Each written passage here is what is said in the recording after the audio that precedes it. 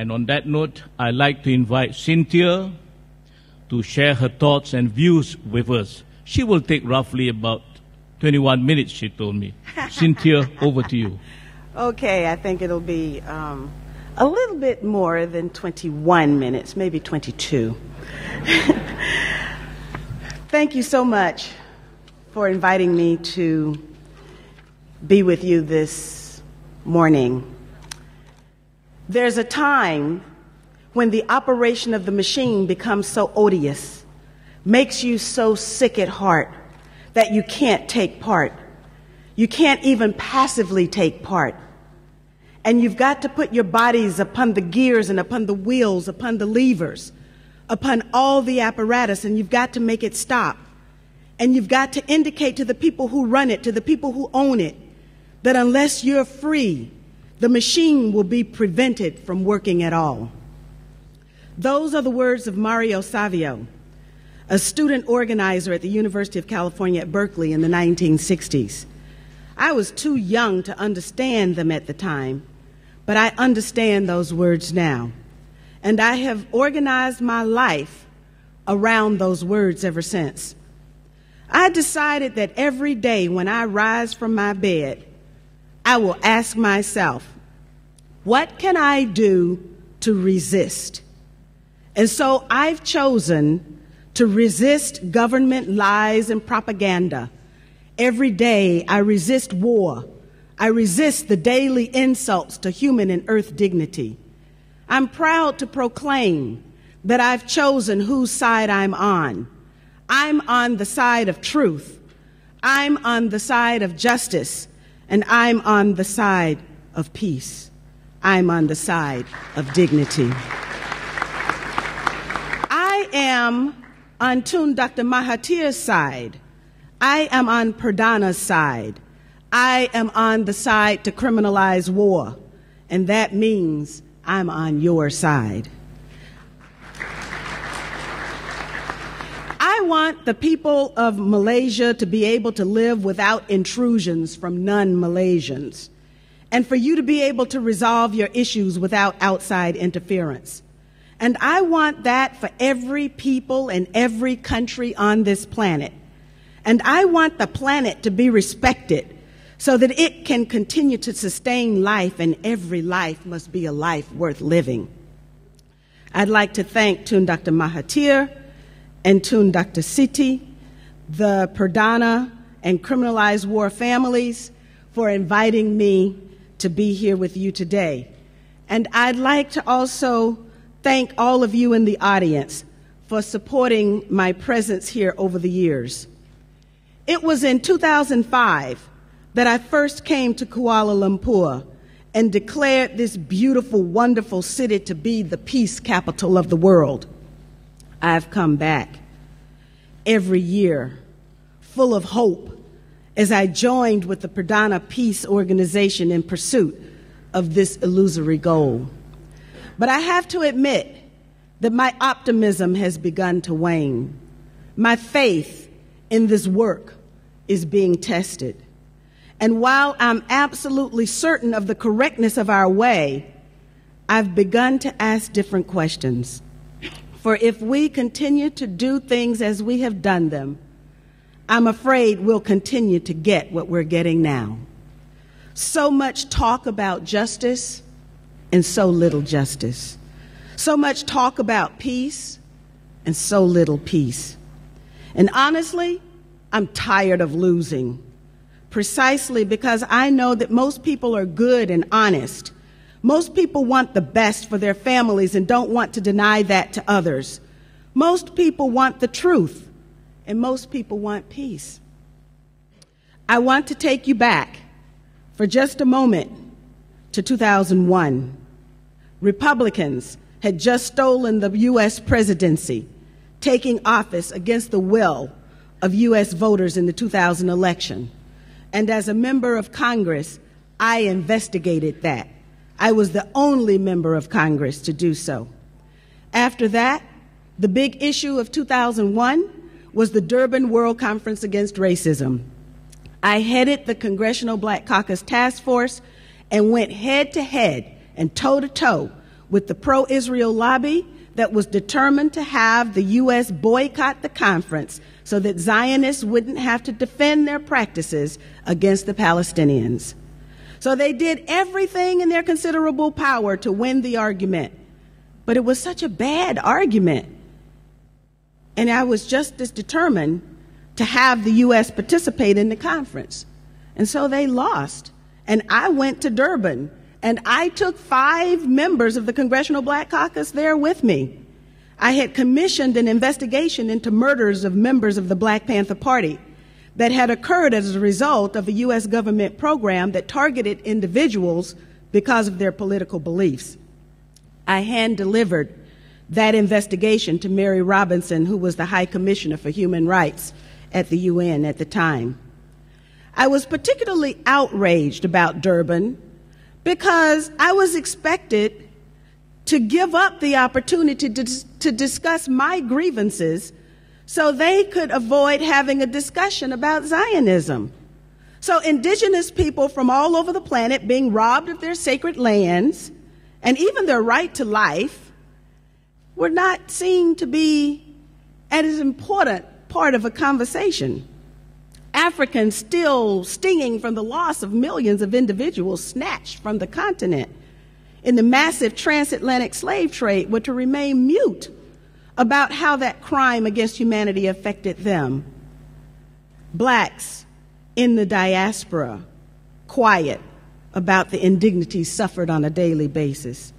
We were supposed to just forget our pain and suffer in silence because the Zionists didn't want us to talk about Palestine.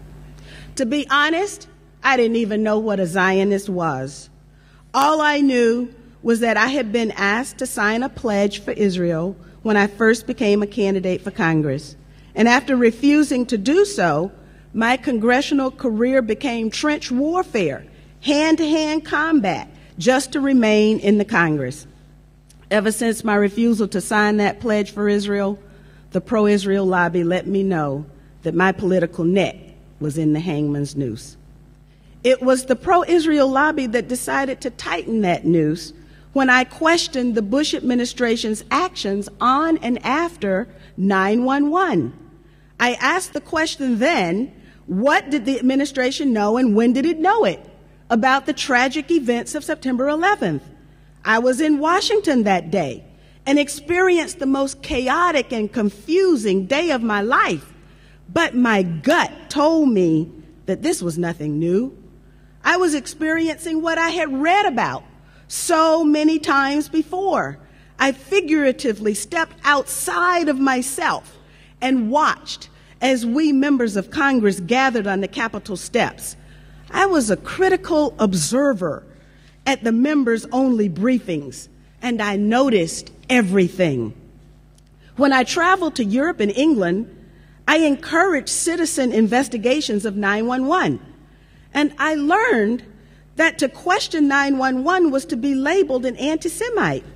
Even more bizarre, those who questioned the tragedy were equated with Holocaust deniers, and I wondered why. By demanding an independent investigation of what happened on September 11th, I became a political pariah. I was vilified in the press, and the noose tightened around my district. The pro-Israel lobby found someone to run against me, gave her over $1 million for her campaign, and then managed to make the election turn out the wrong way for me. Needless to say, I know now what a Zionist is. I wanted to take you back to those days because I think it's important for us as people of color, to understand where we were in the heady days of Durban. Europe abandoned the U.S. position and admitted that the transatlantic slave trade was a crime against humanity. I met indigenous people from Latin America, from Peru, Ecuador, Black people from Brazil and Colombia, First Nations people from all over North America, and we were making our way together. And then, on the morning of September 11th, 2001, the World Trade Center towers came falling down. the topic of conversation immediately changed, and today humanity is on the brink. We lost a lot that day. A new level of criminality and immorality has been breached. Whole societies are being wiped off the map, while a sitting president of the United States openly advocates targeted assassination of U.S. citizens on U.S. soil. State crimes against democracy in the name of democracy have become the norm. And as with colonialism and neocolonialism, even our identity has become so warped, we don't know who we are or what we should stand for, and so we are misled, acting on behalf of someone else's agenda, even to our own ultimate demise. All of this is the progeny of 11 September 2001. So what really happened on 11th of September? Much more than I can say within my short time today. But the people all over the world hunger for the truth and refuse to let the lies stand. We need to know more. I'm saddened when I hear people say they are afraid. Afraid of what? Knowing that your government has been hijacked and that those in charge will lie to you? Such knowledge should actually set us free to do what we must to maintain our own dignity. And as if 911 wasn't convincing enough of the need to fight Islamic terrorists after September 2001, there was Bali, Madrid, London, and Mumbai. With bombs raining down on Gaza right now, I remember what the Israeli Prime Minister said. He said, "We're all Israelis now." I agree that terrorism is a problem, and I know who the terrorists are. Dick Cheney told us to expect war for the next generation and drew up a list of 60 target countries. General Wesley Clark informed us of Pentagon plans to go to war against 7 countries in 5 years: Iraq, Sudan, Somalia, Libya, Syria, Lebanon, and Iran. Syria is in process, and only Lebanon and Iran are left standing. But I'm sure their turn will come soon, too. General Wesley Clark called it a policy coup. He said that there had been a policy coup inside the United States. Not even 1 month ago, the former number 2 at the State Department, Lawrence Wilkerson, Colin Powell's right-hand man, said that what has happened in the U.S. is worse than a coup. The U.S. media would have you believe that the U.S. is divided: non-white versus white, Christian versus Muslim, native-born versus immigrant, white versus Latino. I disagree with that. I've traveled into every nook and cranny of the United States, and I can tell you that people are united and sick and tired of war. The meme of division is developed by those who write the scripts in order to pit us against each other. That way, we forget to focus on those who planned September 11th, those who profiteer from war and killing, and those who, like cowards, vote to send our young men and women off to fight someone else's wars, or worse, remain silent even while whole countries are being destroyed. Dr. Martin Luther King Jr. said that our lives begin to end the moment we remain silent about the things that really matter. He also said there comes a time when silence is betrayal. I heard those words too. So while I hope that my actions, combined with the actions of millions of others who also want justice and peace, will change the world, the best I can do right now is to change myself. I am now in a PhD program that I absolutely love, and I'm studying leadership and change. We need both. And I've added new meaning to that word in my vocabulary: resistance. I wake up every morning and I ask myself, what can I do to resist war and injustice today? Today is the beginning of people who hunger and thirst for the truth to come together. I know that there is a worldwide community that is ready to know what happened on September 11th. As I have said too many times, We all know what we saw, but how did it happen? As a member of Congress, I asked, how could the U.S. invest trillions of dollars in an intelligence and military infrastructure and it fail 4 times in one day? As a black person, I knew that the Bush administration explanation of the U.S. being hit because we were free couldn't hold water because an election had just been stolen and the people of the United States weren't free. And they're even less so today. This exercise in revisiting 9/11 and seeking the truth could serve a great cause in helping people have the courage to face the truth about our current course. This mere informational exercise with resolve could result in a concrete end to impunity. Finally, 2 thoughts. 1, we need people with a moral compass in public office today. We need people willing to resist injustice and war in public office. Members of the Bush administration committed crimes against the American people, as well as international crimes, some of which have no statute of limitations. That continues under President Obama. The only way we can arrest this lawlessness is to hold them to account, not just in people's tribunals, which have their place, but also in courtrooms around the world. The last thing I want to mention is about stand-down orders. Pay very close attention to what is happening in the U.S. around Benghazi Gate, as it is being called. A U.S. ambassador and 3 security agents are dead because someone reportedly issued a stand-down order 3 times. At least 1 general has been fired reportedly because he ignored the stand-down order and went to the rescue.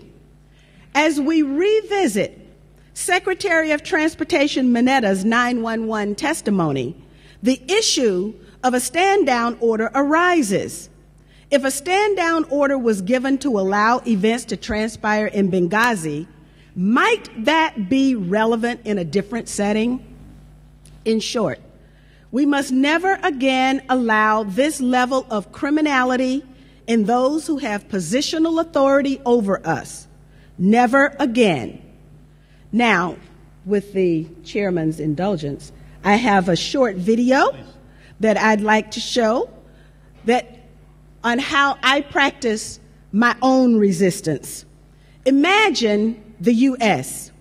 Imagine Israel-Palestine. Imagine Libya, Somalia, Yemen, and Pakistan. Imagine China and Russia. Imagine Latin America imagine Malaysia if we had average, ordinary Americans with morality and compassion making U.S. foreign policy. Incredibly, just in the last few days, 535 members of Congress unanimously voted to support Israel's Operation Pillar of Cloud. And I'll conclude with this. Bobby Kennedy, who almost became President of the United States, but assassin's bullets cut him down instead, said, "Some men see things as they are and say, why? I dream things that never were and say, why not?" This 911 International Conference could allow us to dream again. And for that reason alone, its efforts are welcome and well worth it. Thank you. So,